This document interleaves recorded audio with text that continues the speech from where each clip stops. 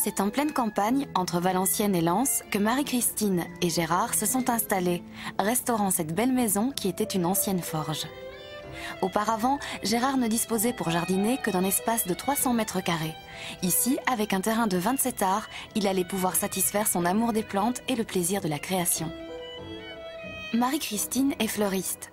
Gérard est enseignant dans une école horticole. C'est lui qui a conçu l'aménagement du terrain.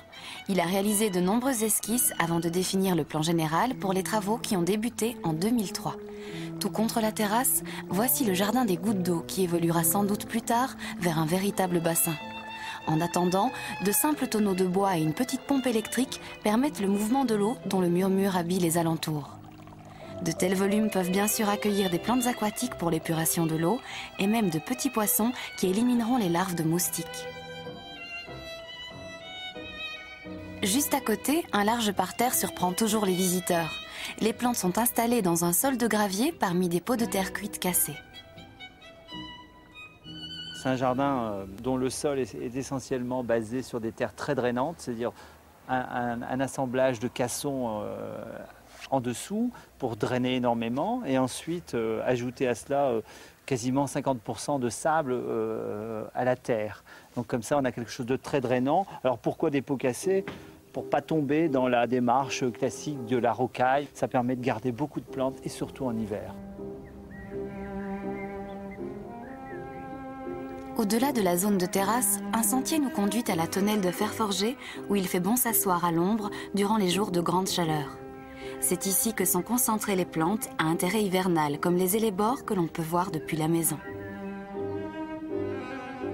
En ce moment, la tonnelle se révèle un espace gourmand avec une vigne et des kiwis.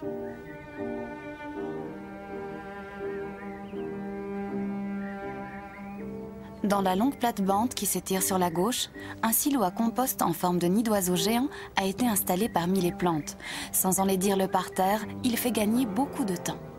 On passe à côté du compost avec la tondeuse, on vide dans le compost, on ne perd pas de temps. Et puis bon, faire en sorte que ce compost soit décoratif, c'est-à-dire pas 4 palettes, mais ici ça représente un nid qui était tressé avec des branches de bouleau. Bon, le bouleau ça tient 2, 3 ans, 4 ans maximum, donc petit à petit ça se dégrade. Donc là il a été implanté une haie de taxus, à l'intérieur duquel on mettra après un grillage sur les poteaux restants. C'est vidé en janvier-février, déposé sur le potager, même pas bêché dedans.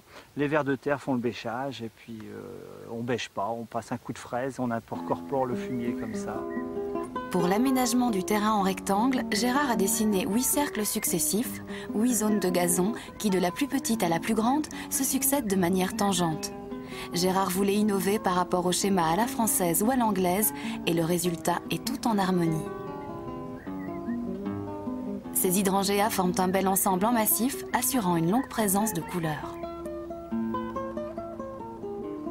Au volume des arbustes succèdent des ensembles de vivaces en tapis comme la superbe chair caramel. Chaque mètre de parterre donne une impression de maturité et pourtant le jardin est très jeune.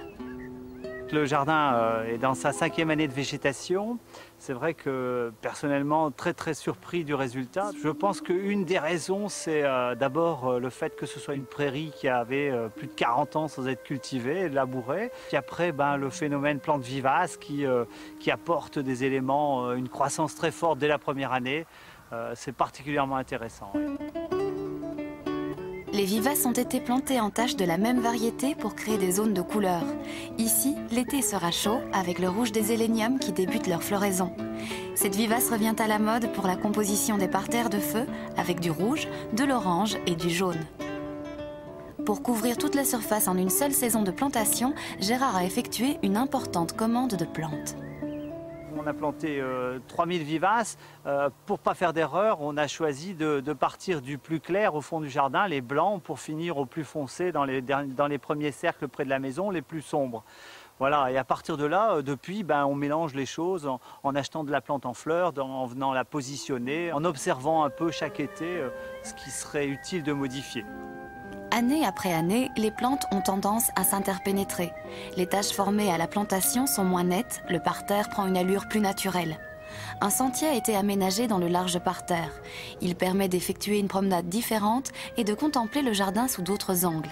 Ici, nous croisons des arbustes à fleurs, à belle coloration automnale et des conifères à feuillage caduc.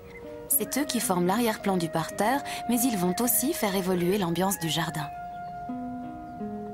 Beaucoup d'arbres, beaucoup d'arbustes.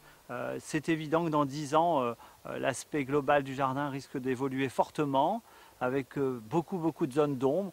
Et de ce fait-là, je pense que tous ces cheminements qui ont été créés parallèles au cercle de gazon pourront être très agréables quand il fera chaud. Enfin, je veux dire, beaucoup de zones d'ombre intéressantes. Entre les plantes, le sol est couvert par un mulch épais.